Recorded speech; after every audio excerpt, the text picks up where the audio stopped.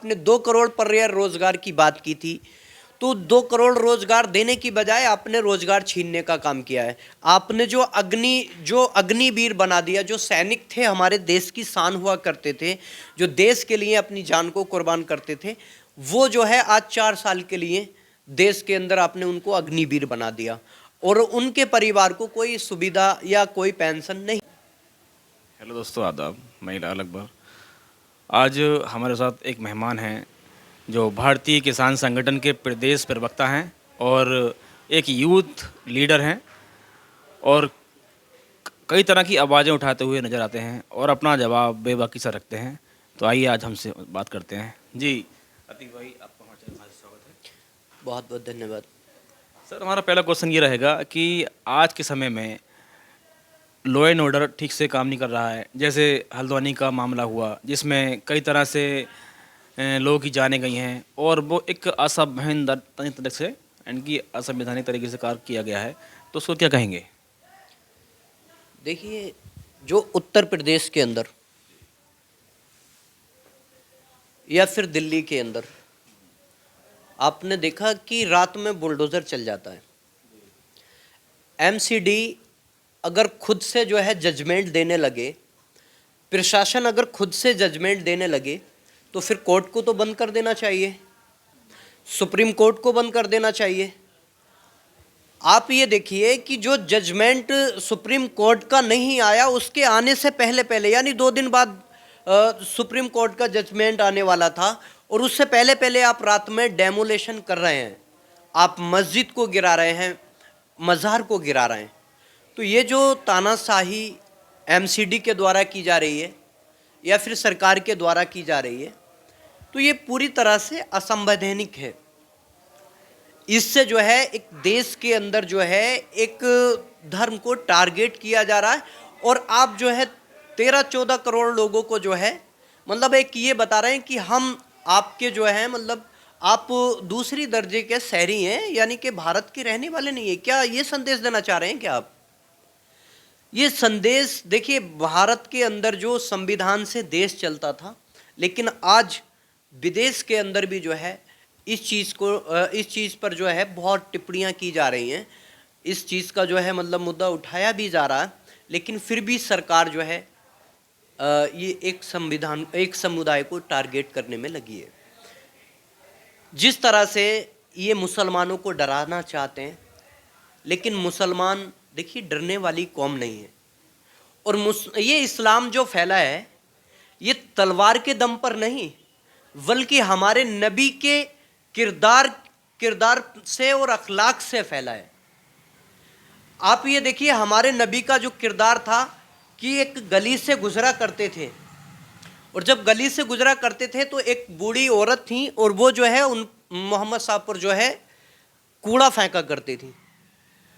ये सिलसिला 8-10 दिन चला, लेकिन एक दिन जब कूड़ा नहीं फेंका गया तो ये किरदार था उनका कि वो जो है जब कूड़ा नहीं फेंका तो उनके घर गए बूढ़ी माँ के और ये पूछा कि आप आज जो है आपने कूड़ा नहीं फेंका, क्या बात है, तबीयत खराब है या क्या? तो जब उन्होंने ये पूछा और उन्होंने जब ये बताया कि मैं जो है उन पे कूड़ा फेंकती हूँ और बेटा आप भी जो है उनसे बच के रहना, मोहम्मद से आप बच के रहना। और जब उन्होंने बताया कि जिससे आप बचने के लिए कह रही हैं वो मैं ही मोहम्मद हूँ, तो वो मतलब मुसलमान हो गई थी। तो हमारे नबी के किरदार से ये फैला है। शासन जब जाता है हल्द्वानी में कब्जा हटवाने के लिए तो वो लोग पत्थर बरसाते हैं, तो ऐसे हालत में पुलिस क्या करेगी, आप बताइए? नहीं, कब्जा हटवाने पहले उससे पहले नोटिस दिया जाता है और जब मैं यही चीज़ कह रहा हूँ कि कोर्ट का आदेश आना बाकी था तो प्रशासन पहले ही कब्जा हटाने क्यों चला गया? आप देखिए, एमसीडी जो बनी है वो अब बनी है और वो जो मज़ार हैं, मस्जिद हैं, आपने ये देखा जो मेहरौली की मस्जिद थी वो 700 साल पुरानी मस्जिद थी। आप उस इमारत को, आप उस मस्जिद को गिरा रहे हैं। जब आप जो है मतलब जिस एमसीडी ने वो गिराया है उसका जनाधार भी नहीं था, देश आज़ाद भी नहीं था, तब की मस्जिद है, वो कैसे असंवैधानिक हो गई? सुप्रीम कोर्ट का जजमेंट भी है, सुप्रीम कोर्ट में साफ साफ लिखा भी है कि जो मस्जिद है या मंदिर है, सन 1947 के उस टाइम पे जो बाबरी मस्जिद का मैटर चल रहा था, तो उस टाइम ये जजमेंट आया था कि बाबरी मस्जिद को छोड़कर और जो भी अगर मस्जिद है तो वो मस्जिद ही रहेगी और ना ही उसको कोई हटा सकता है और ना ही उसको किसी जगह तब्दील किया जा सकता है। तो आपने 700 साल पुरानी मस्जिद को डेमोलिश कर दिया, उसको शहीद कर दिया। तो ये सारी चीज़ नहीं, महरौली के अंदर जो मस्जिद 700 साल पुरानी है, ज्ञान व्यापी का जो मैटर चल रहा है, ज्ञान व्यापी पे आपने ये देखिए जो बाबरी मस्जिद का जो जजमेंट था, सुप्रीम कोर्ट की जो गाइडलाइन है उसमें साफ साफ लिखा है कि मंदिर को तोड़कर मस्जिद नहीं बनाई गई है, मस्जिद की जगह ही है। और ये जो मतलब आस्था की बुनियाद पर हम जो है फैसला दे रहे हैं, क्योंकि कोई जो है टकराव ना हो इसलिए यहाँ पर मंदिर बनाया जाए। तो ये कोर्ट का भी इंसाफ नहीं है, सुप्रीम कोर्ट का, लेकिन फिर भी उस पर मुसलमानों ने जो है सब्र किया और वहाँ पर जो है राम मंदिर की मतलब यह है कि आज्ञा दे दी। अब इसी तरह से ज्ञान व्यापी पर आप ये सवाल उठा रहे हैं, तो यही चीज़ मैं कहना चाह रहा हूँ कि जिस तरह से आप एक समुदाय को टारगेट कर रहे हैं तो ऐसा नहीं है। देखिए मस्जिद, हमारी बाबरी मस्जिद भी हमारे दिलों में जिंदा है, ऐसा नहीं है कि हम उस मस्जिद को भूल जाएंगे, और ऐसा भी नहीं है। देखिए वक्त सबका आता है, वक्त सबका आता है। तो आज अगर आप ये सोच रहे हैं कि जिसकी लाठी उसकी भैंस, तो ऐसा जो है आज आप सोच रहे हैं तो कल को दूसरा भी सोचेगा। तो इसलिए आप जो है देश का माहौल खराब ना करें। और जिस तरह से देखिए असंवैधानिक तरीके से ये मस्जिद को डेमोलिश किया जा रहा है या फिर मज़ार को डेमोलिश किया जा रहा है, हम सरकार से मांग करते हैं कि ये जो है संविधान के दायरे में रहकर सुप्रीम कोर्ट का जजमेंट आने तक जो है वहाँ पर पूजा नहीं कराई जाती ज्ञान वापी पर, लेकिन आप लोअर कोर्ट से ही जो है लोअर कोर्ट परमिशन दे देता, आप वहाँ पर पूजा करा देते हैं। आपको जो है हल्द्वानी में अभी जो है मतलब कोर्ट से जो है परमिशन नहीं आई, कोई फैसला नहीं आया, उस पर सुनवाई होनी थी और आप उसको डेमोलिश कर देते हैं। तो ये जो सारी जो है गतिविधियां हो रही हैं, ये सरकार के इशारे पर हो रही हैं, प्रधानमंत्री जी की ढील से हो रही हैं।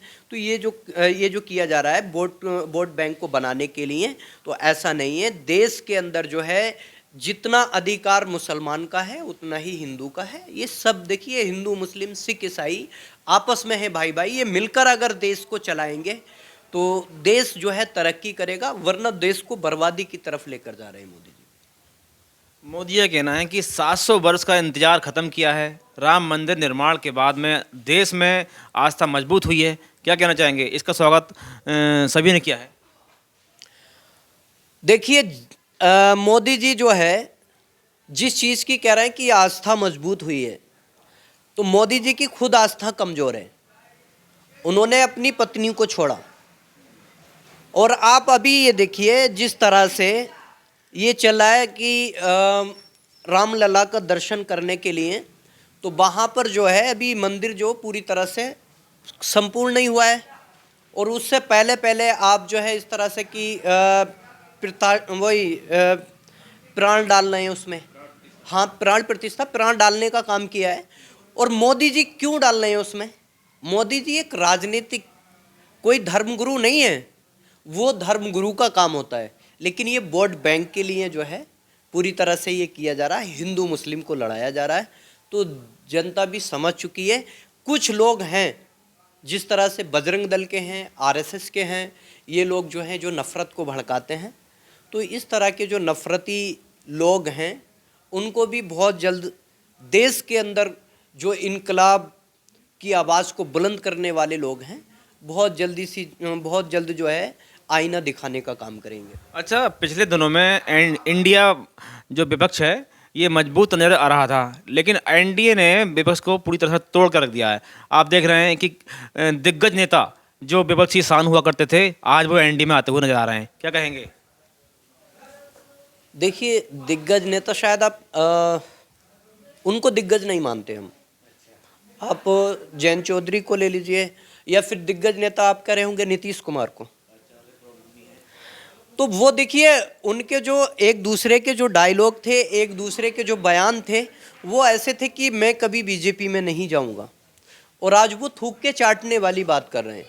वो अगर उसमें जा रहे हैं, उसमें अमित शाह जी का भी बयान था, मोदी जी का भी बयान था नीतीश कुमार को लेकर, तो वो पूरी तरह से जो है बेपैंदी के बदने हैं, और उनको उनके उससे अब कुछ नहीं होने वाला है।